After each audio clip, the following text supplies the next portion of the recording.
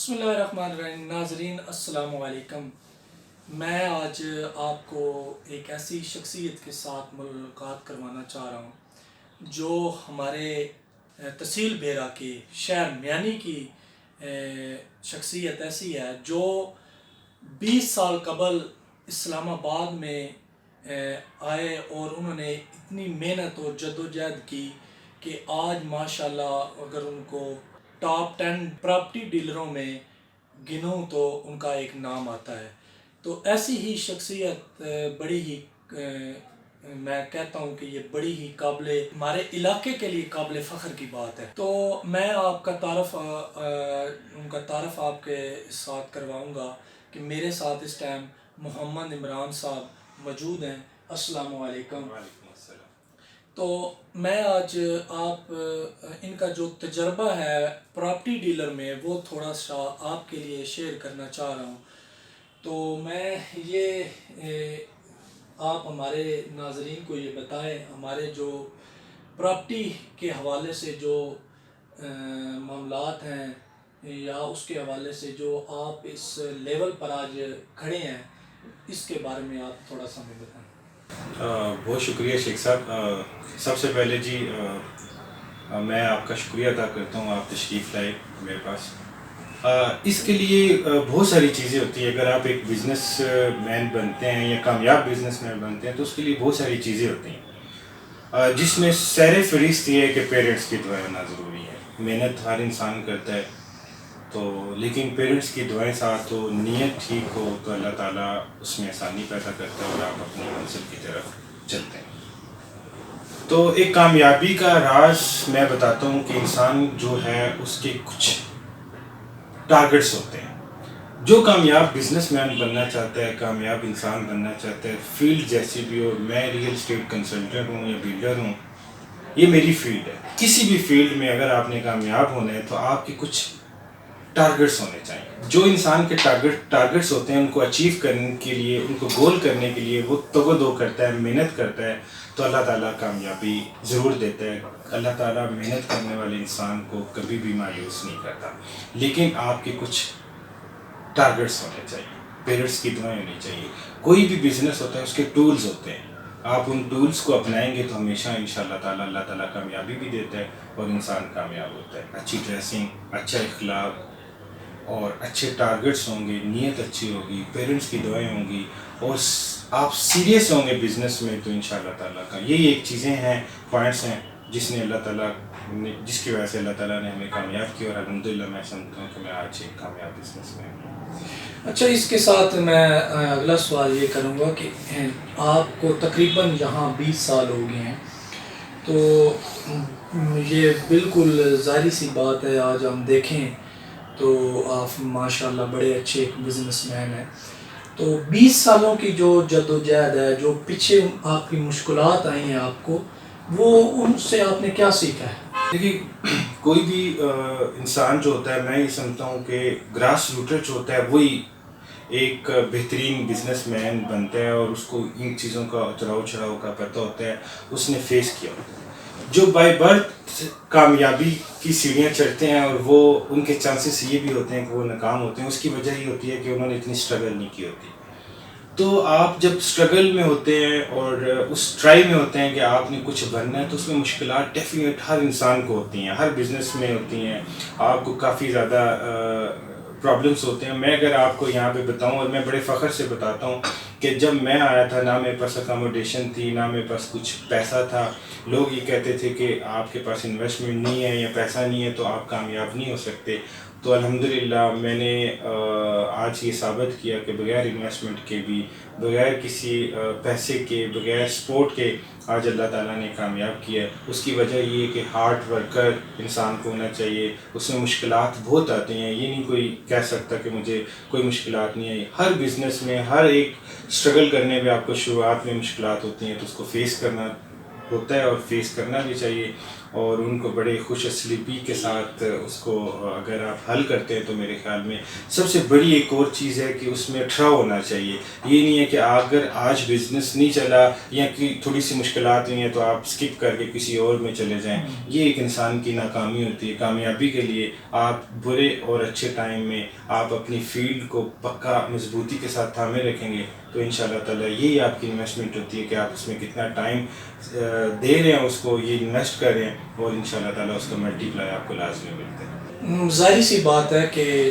جو آج آپ کا ماشاءاللہ یہ ایک آفس ہے اور آپ بزنس مین اتنے اچھے بنے ہیں، اپنا یہاں اسلام آباد میں اپنے مکان ہے، گاڑی ہے فارچونر، اس کے علاوہ اچھا آپ ان کا اور بزنس ہے، تو اس میں ظاہر سی اب 20 سال کی محنت نظر آتی ہے. تو کیونکہ آپ کا بیسیکل پراپرٹی کے حوالے سے بزنس ہے، تو آپ مجھے یہ بتائیں کہ جو حکومت عمران خان کی گئی ہے، اس کے بعد اب اس کے بعد نے پی ڈی ایم کی حکومت رہی ہے 16 ماہ، تو اس کے حوالے سے آپ یہ بتائیں کہ اس میں آپ کو کتنا ڈیفینیٹلی آپ کے بزنس پہ اثر پڑا ہے. دیکھیے جی شیخ صاحب، اس میں میں آپ کو ایک بات بتاؤں، سیاسی اتراؤ چڑھاؤ آتے رہتے ہیں، گورنمنٹ چینج بھی ہوتی ہیں، آپ ایک اپنے ٹریک پہ لگے ہوئے ہیں، آپ اپنے کلائنٹس کو اچھی سروس دیتے ہیں، چاہے وہ آپ کی ریئل اسٹیٹ ہے، کوئی بھی بزنس ہے، آپ کی ایک شاپ ہی کیوں نہ ہو، آپ اپنے کلائنٹس کو اچھی سروس دیتے ہیں، مطمئن رکھتے ہیں، تو یہ گورنمنٹ کے آنے جانے سے کوئی فرق نہیں پڑتا. لیکن آج کل چونکہ ہماری اکانومی تھوڑی سی ڈاؤن جا رہی ہے اور اس میں اتراؤ چڑھاؤ ہونے کی وجہ سے بزنس ڈاؤن یا تھوڑا سلو ضرور ہوا ہے، لیکن جو اچھے ابھی بھی اچھا کام کرنے والے ہیں وہ ابھی بھی ٹرانزیکشنز کر رہے ہوتے ہیں، کسی بھی فیلڈ میں کر رہے ہوتے ہیں. تو بزنس مین کو ان چیزوں سے کوئی فرق نہیں پڑتا. اس کا سیاسی بزنس مین کسی بھی سیاسی جماعت کے ساتھ اس کی وابستگی نہیں ہونی چاہیے، نہ ہوتی ہے جو اچھا کامیاب ہوتا ہے. تو میں سمجھتا ہوں کہ اس سے کوئی فرق نہیں پڑتا، چاہے وہ پی ڈی ایم ہے، چاہے کوئی بھی ایک سیاسی جماعت ہے. تو سیاسی جماعتوں کا کام ہے ملک کو چلانا، وہ اپنے طریقے سے چلائیں گے. بزنس مین کا کام ہے اپنے کاروبار کو چلانا، اپنے کلائنٹس کو اچھی سروس دینا، ان کو مطمئن کرنا. وہ ہماری پینشن ہوتی ہے، وہی ہمارا ایسٹ ہوتا ہے، وہی ہمارا اسٹیک ہوتا ہے، وہی سب کچھ ہوتا ہے. آپ اپنے کلائنٹس کو کتنا مطمئن کرتے ہیں، اس کی انویسٹمنٹ کو کس کس جگہ پہ.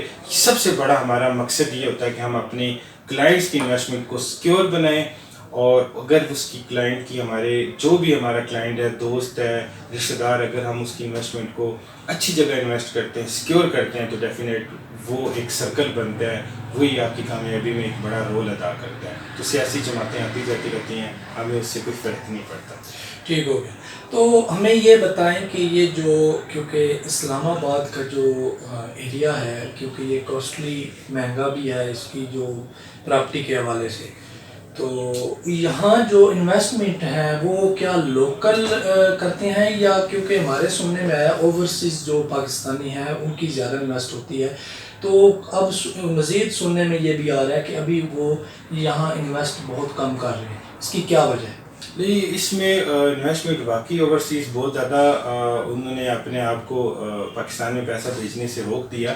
اس کی سب سے بڑی وجہ یہ کہ ہمارا روپیہ روز ڈی ویلیو ہو رہا تھا. لوگوں نے انویسٹ گولڈ میں کرنا شروع کر دیا اور مختلف چیزوں میں، اور کرنسی میں جو فارن کرنسی اس میں. تو اب صورتحال کافی چینج ہوتی جا رہی ہے.